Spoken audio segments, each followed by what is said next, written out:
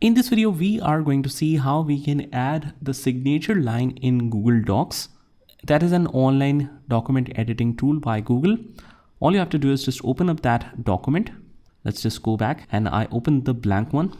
And let's say I write here, sign here, something like that. We increase the size of it and just like so, we have created the sign area.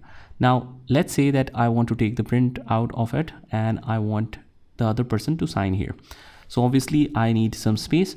So press enter until you see the right space and the cursor is flashing here. Now you just have to hold the shift key and press underscore on your keyboard. Just keep pressing the shift key and start pressing underscore and you will get a continuous line just like so.